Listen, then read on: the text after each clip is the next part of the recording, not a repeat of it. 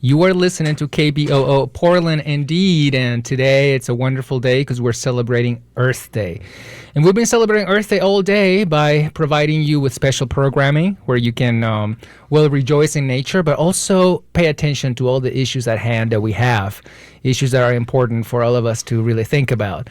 This day, we have a very small panel, a round table, where we're going to be discussing ideas, and we're dividing our panel in a few segments, such as water, and we're very glad to be able to provide this for you. Remember, you are listening to KBOO Portland live, so you are welcome, very much welcome to call panelists. Okay. Happy Earth Day, everybody. My name is John DeVoe. I'm the former executive director of WaterWatch of Oregon. I was in that position for about 20 years, and now I'm the senior fundraiser and advisor to the organization. I hope you're enjoying this wonderful day out there. We're lucky to have such a nice Earth Day in Oregon this year. Yeah, I was going to talk a little bit about the state of the environment in Oregon as it relates to water. That would be rivers, streams, groundwaters, lakes.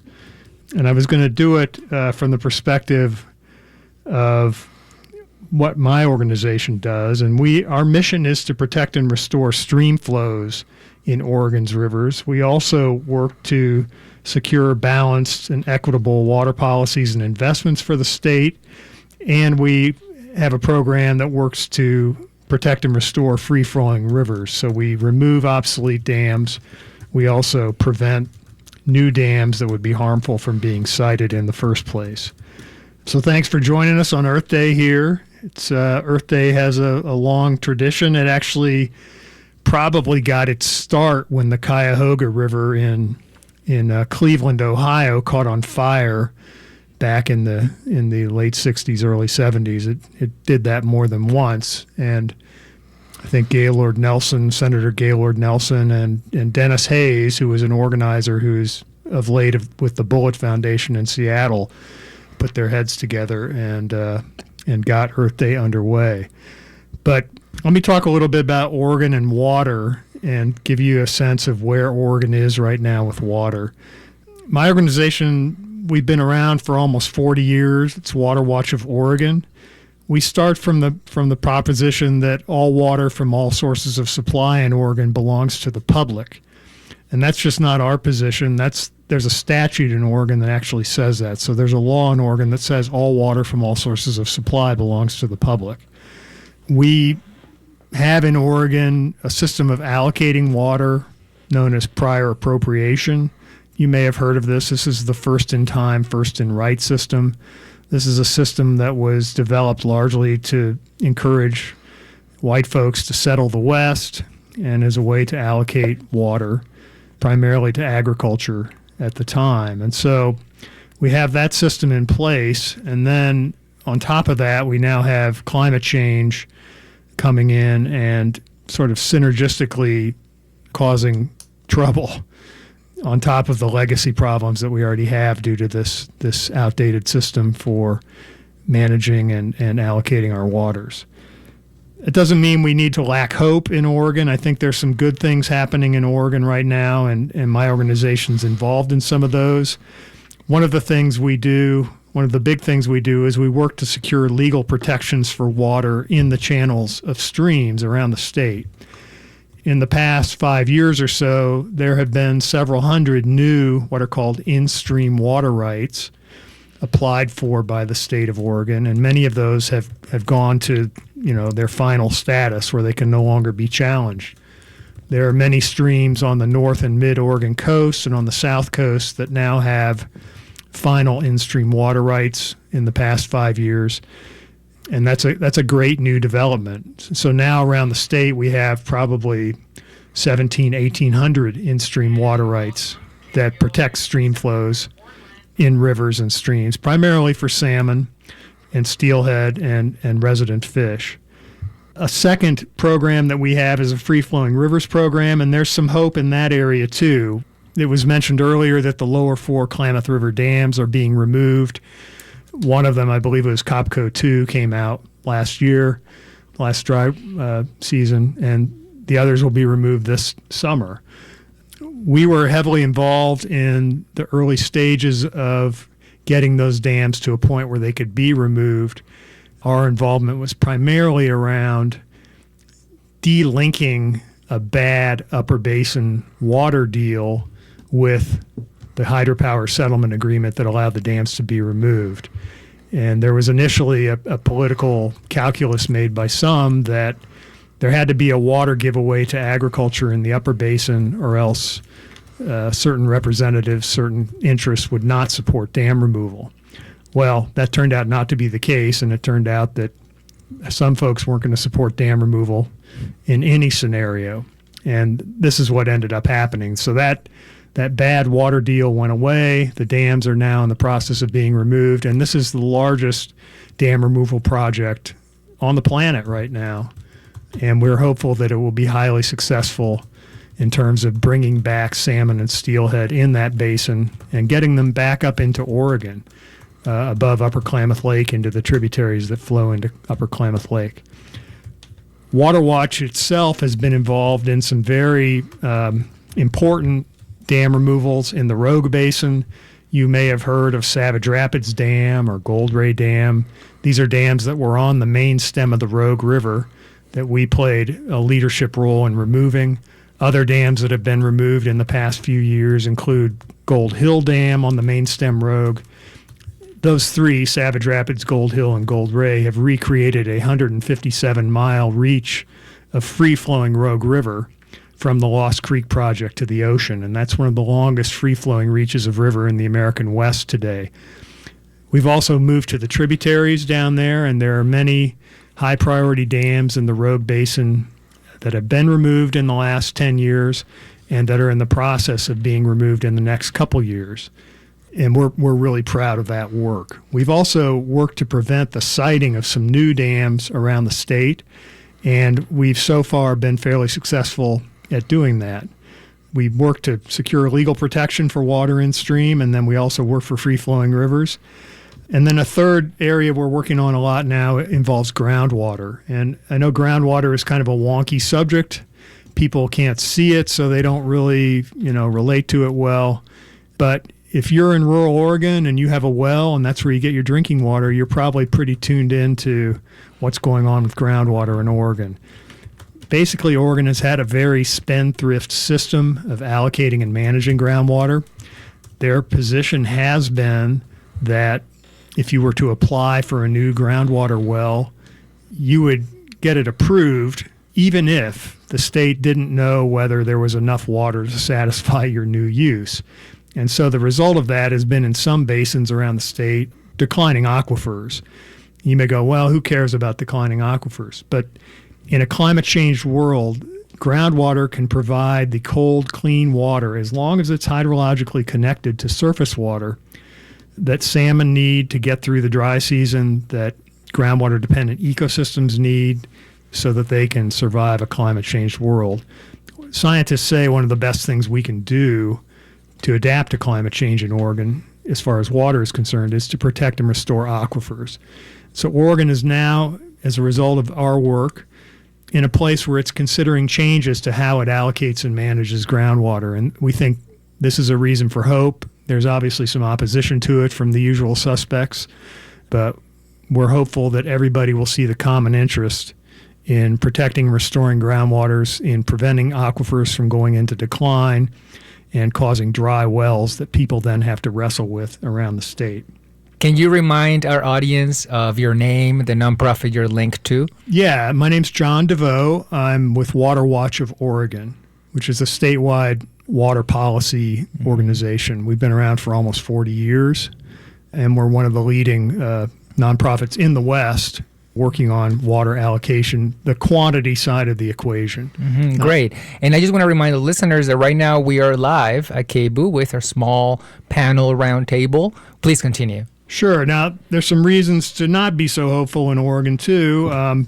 There's still a widespread lack of measurement and reporting when it comes to the use of water in Oregon. We don't like to call it necessarily a resource because that has an extractive connotation with it, but it really is something that we should be measuring and keeping track of. as we use it around the state. We don't do a very good job of that in Oregon, and we need to do a better job. There's still a big focus on water supply rather than on the demand side of the water equation, and that can lead to some poor policy choices.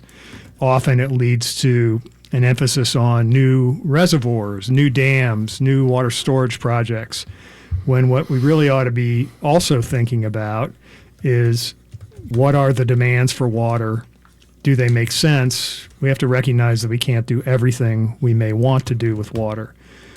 I'm often reminded of this when I drive down I-5 from Portland to Salem and I see a lot of irrigated hazelnut production going in the Willamette Valley right next to I-5. And I ask, why are we irrigating crops in the Willamette Valley, which gets, 40 inches of precipitation a year? Does that make sense? We also do things like irrigate for potatoes because fast food restaurants want a certain length of potato for their French fry. And this can be in areas where potatoes grow just fine without irrigation, but they may not all be the same size. So those are some of the things we work on. I think there's some reasons to be hopeful on Earth Day. I think there are also some things we need to pay close attention to in Oregon as far as water and water quantity issues. We have our air room phone line open, and we are probably going to interrupt. Hello? Thank you for calling KBOO. Thank you. Happy Earth Day. Happy Earth Day.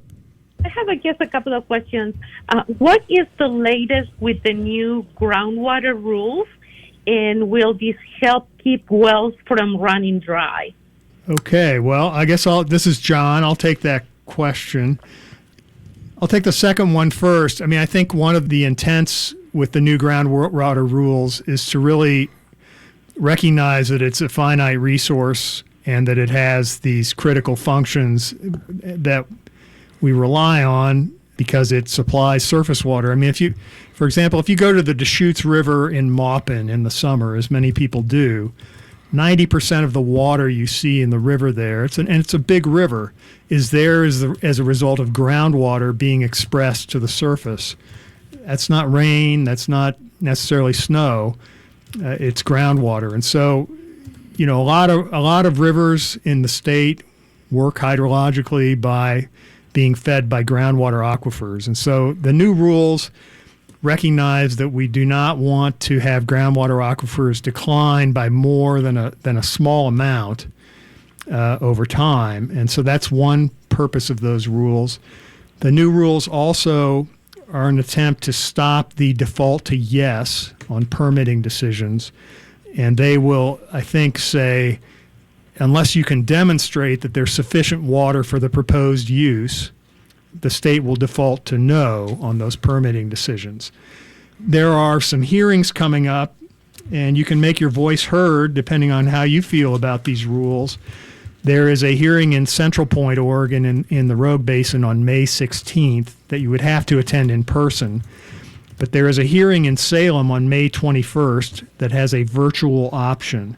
And you can go to the WaterWatch website and get all the information you need for that virtual option for the May 21st hearing in Salem. You could also attend in person if you want to give comments that way. But there will be, at this May 21st hearing, an opportunity to submit comments online and not have to attend it in person.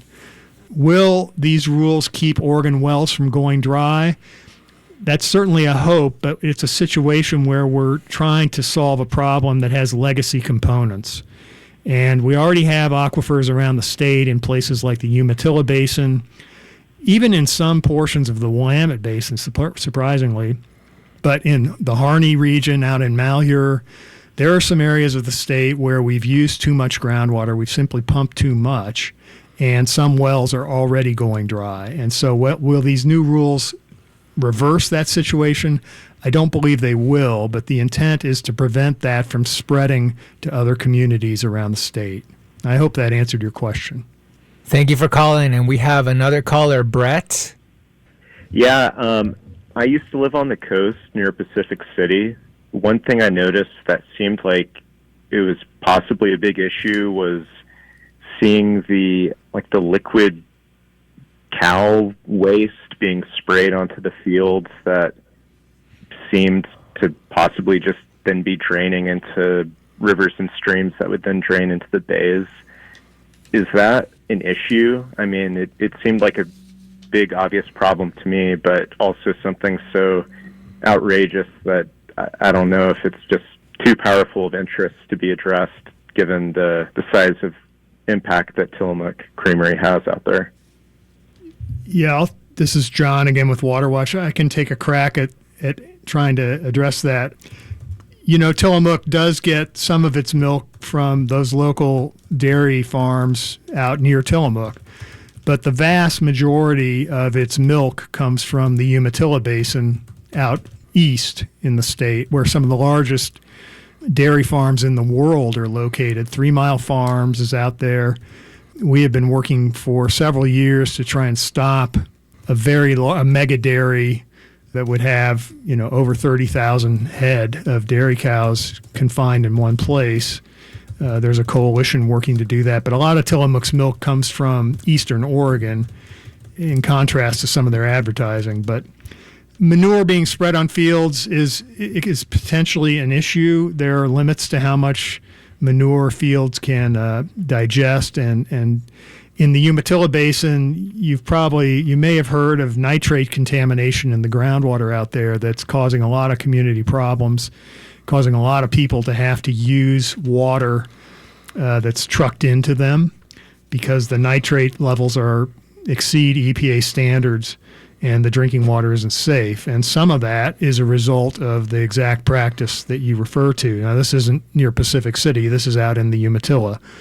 When you spread manure that way day after day after day, week after week, it can contribute to nitrate contamination of aquifers, and it can contribute to surface water pollution as well. So it's something that, the state is supposed to keep an eye on and that people are supposed to do within limits. I can't say that we've, in Oregon, necessarily done, in all cases, a great job of managing that practice.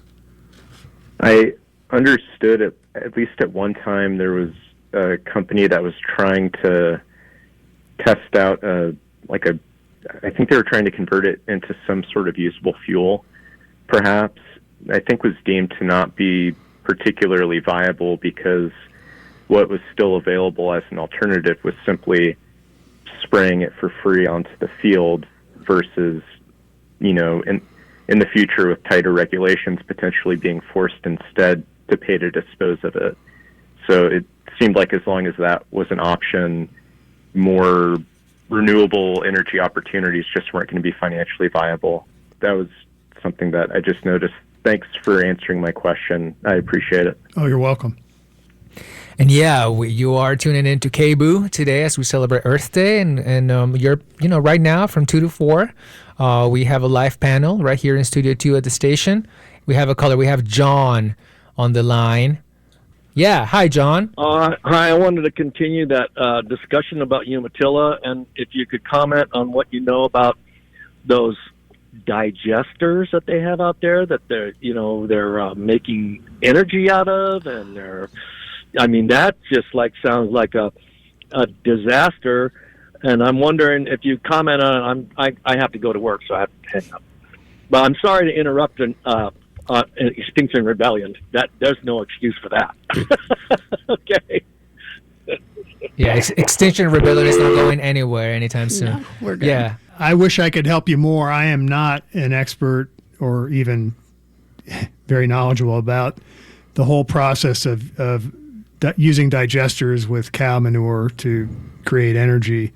I can tell you that I believe the Coalition Against Factory Farms is not in favor of using these digesters because, I think you'd have to check their website for the exact reasoning there, but I believe it's along the lines of this makes it easier to locate these facilities in certain locations where they probably ought not to be.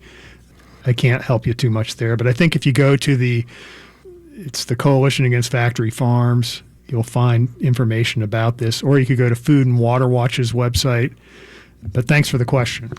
And we are definitely very excited about getting your participation. So please call 503-231-8187. That's 503-231-8187. And we already have Victoria on the line. Are you there? I certainly am. Hi. Hi, the water guy. I don't know if it's a USGS, but there are tools for regular human beings to go online so then they can do something locally. If the streams near where they live need weed removal or are polluted. I'm just not sure what it is, what the website is. Yeah, I mean, it depends on what you want to find. The USGS has a website. You know, I've seen people go out I was out at Jackson Bottom Wetland, and there was a guy testing water, and I'm a very curious person, so I just, asked a million questions. And it turned out he was, just newly graduated, and he was doing water testing. There are citizen science groups out there that you can find. On the USGS website, you can get, daily stream flow in a lot of streams and rivers in Oregon versus long-term averages.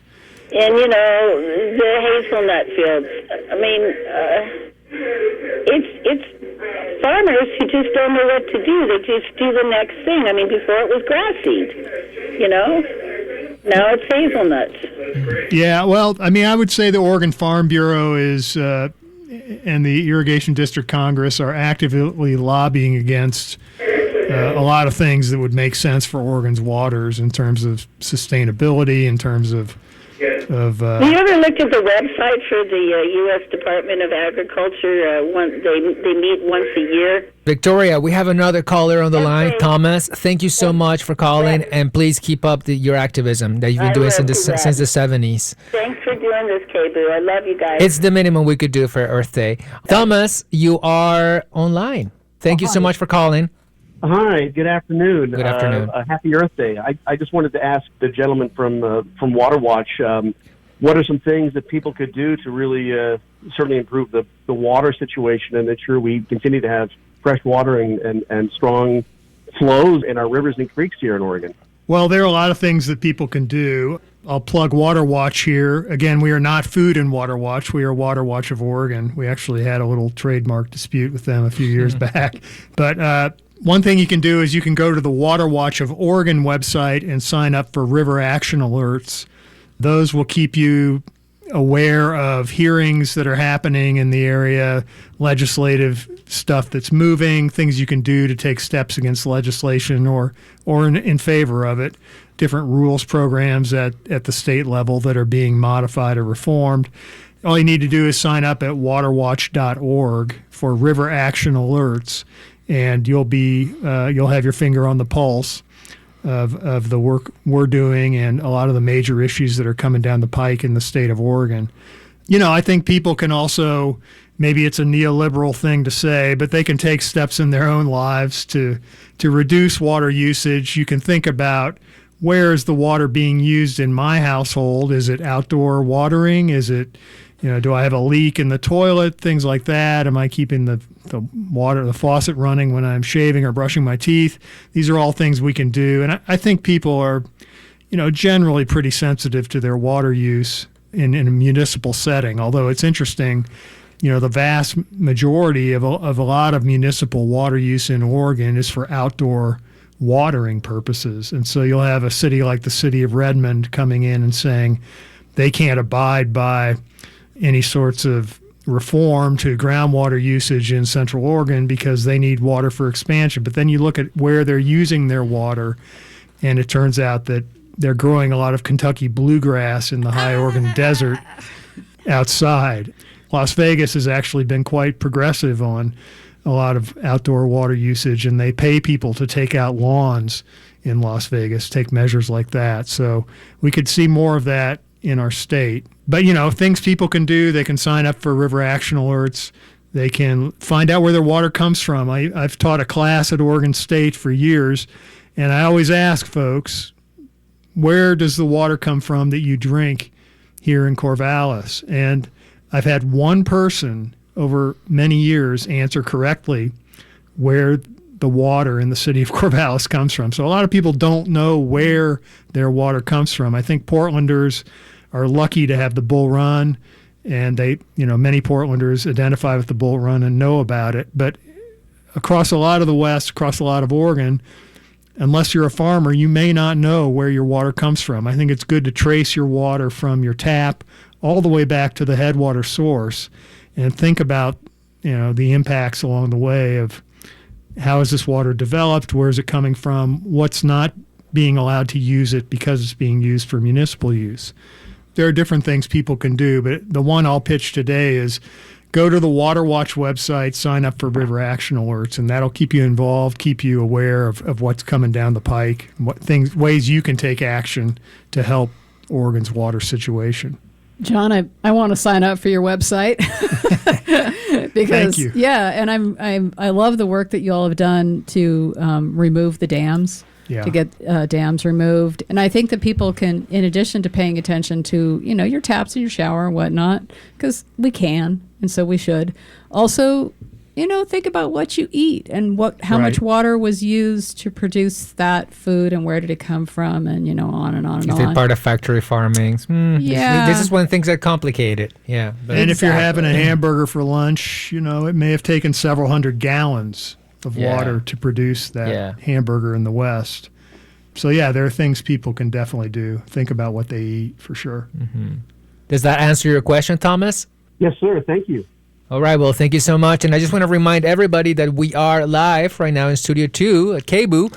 We are taking your calls, just like Thomas and Victoria and others that have called us and joined us in our little panel roundtable. The number is 503-231-8187. 503-231-8187, and we're celebrating Earth Day. And Lynn. So one of the campaigns we're really focusing on this year, as I was saying, is media and getting the media to really cover the climate crisis, and not just, it's hot, maybe that's climate change, but all the things where climate change is a factor, and so much where climate change is either causing bad stuff to happen or a story that's about a thing that impacts climate. And for 2021 and 22, there started to be more media coverage on climate change. In 23, it went the other direction. So we have less media coverage. And that's real complete coverage, including the causes of climate change. Human-caused climate change. This is not in doubt. This is not a theory. It's like we know this is what's happening.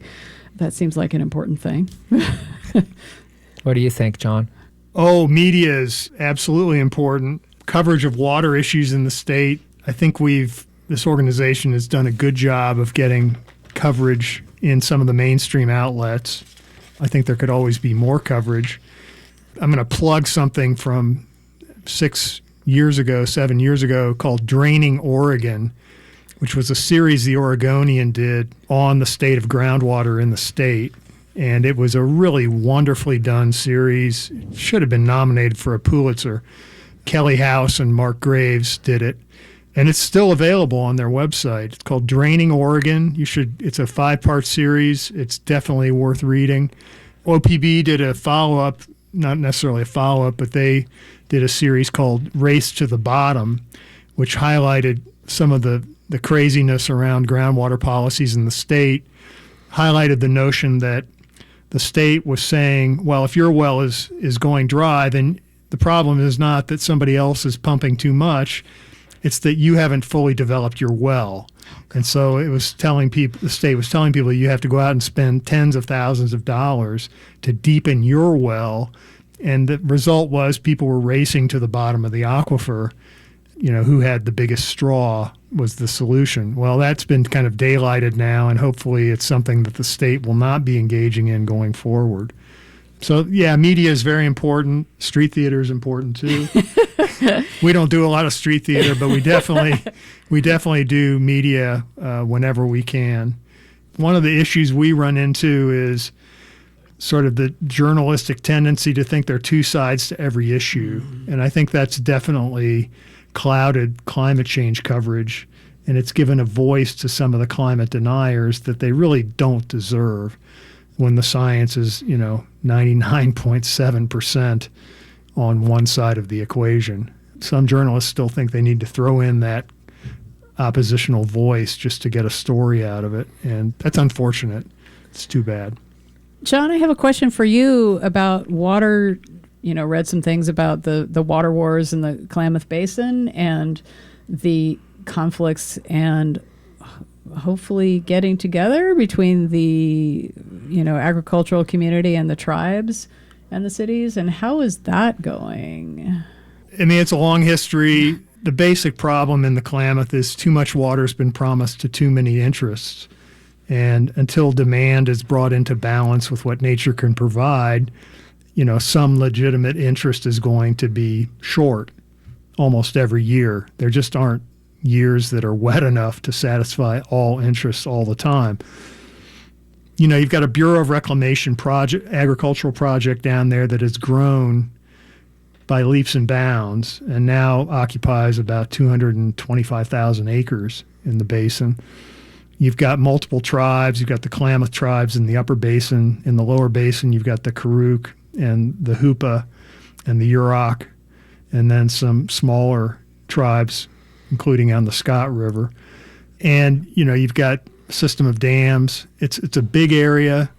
You've got endangered species. You've got endangered species in Upper Klamath Lake and some of the other flatwater lakes in the area called suckerfish that were sacred to the tribes and still are and were a source of protein for them. You've got multiple runs of salmon and steelhead in the Klamath River and in tributaries. And so you have all these legitimate interests vying for what can be a limited resource. And then you have a changing climate, you have drought.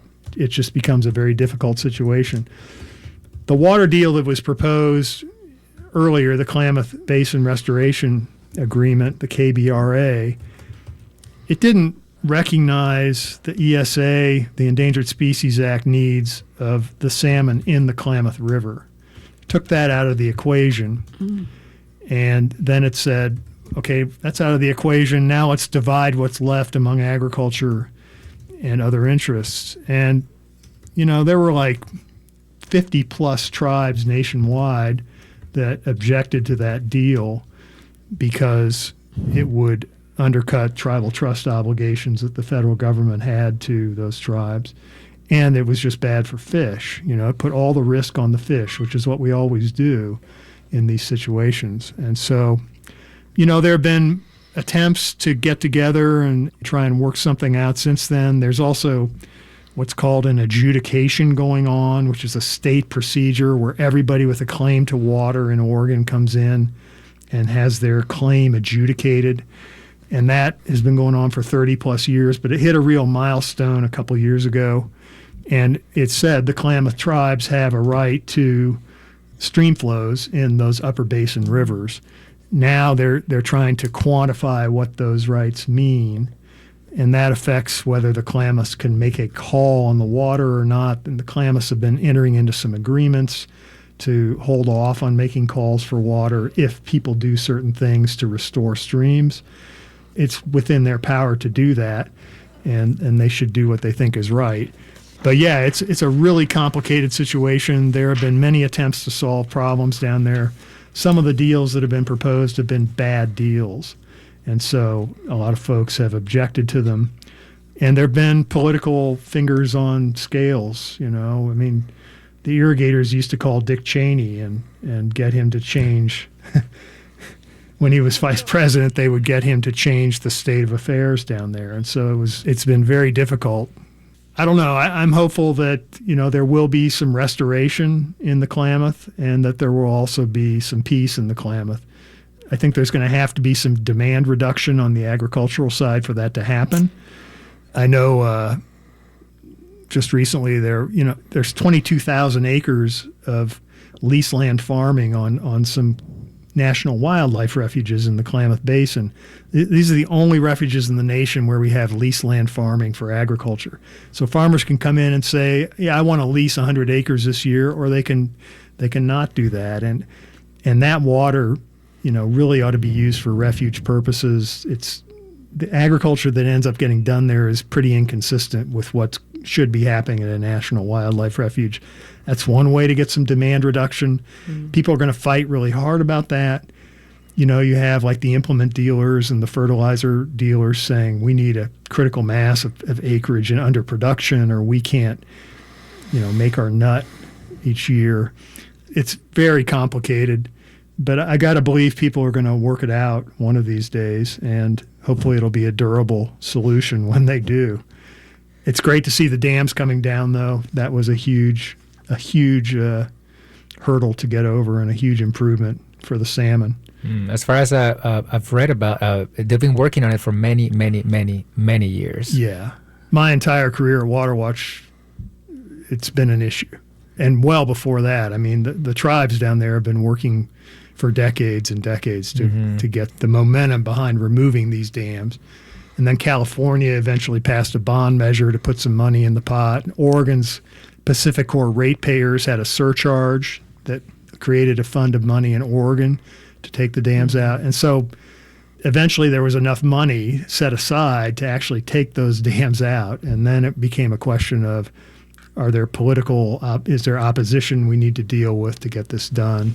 Eventually it was all sort of taken care of, and it happened. I just want to say thank you for bringing up the tribal perspective. And I think that's one of the reasons for hope on Earth Day in Oregon today. At least in the work we do, we are seeing greater tribal leadership on a lot of issues. We're seeing greater recognition of tribal interests. The Columbia Basin Initiative that just got moved through with a lot of money associated with it, where tribes will be doing energy projects, could be very, very interesting. Quoting Kat Brigham, she's certainly a heavyweight in Columbia Basin issues. We work a fair amount with the Confederated Tribes of the Umatilla and the Warm Springs, lesser lately with the Klamath, but have a history of working there. But I think that's a bright spot in Oregon's environmental situation, is seeing the tribes emerge as leaders, seeing more attention paid to their perspective. I think that can only be for the good as we move forward on environment in Oregon. They've got some great projects underway. It's been good to see some money flowing, and I can only hope that continues. It just makes sense, and it should happen. John, what happened to you that made you become such a committed activist with our water? I've thought about this a lot over the years, and sometimes there's some things you shouldn't look at too closely or they kind of dry up on you. But when I was a little kid, I was lucky enough to grow up with a creek in a backyard. And we spent a lot of time down there on our bellies looking for crinoids and other fossils and, just being around a creek. And then there was a swamp. We called it the swamp. And we would go there, and you could find a box turtle, or you could see a canvasback duck or something like that. And it got leveled, and they built apartments on it. And that was kind of an injury. It was like, whoa, this kind of thing can happen. Things don't necessarily stay the same. And then I spent a lot of time messing around on public lands during the summer in high school and a little later. And then I went to law school, and I always wanted to work for conservation, and I spent 12 years in a corporate law firm, and then I figured, it's never going to be easier to do what you set out to do. And so I left, and I went to this nonprofit and continued to practice law there. I've never looked back, never had any regrets, and it was one of the better decisions I ever made in my life. That's a little bit of my story. As a Native American person in the group, I thank you on behalf of Mother Earth for everything you do. And I thank everybody, that's working so hard with tons of nonprofits in Oregon and throughout the country. Happy Earth Day. Thank you so much for participating, and we're out.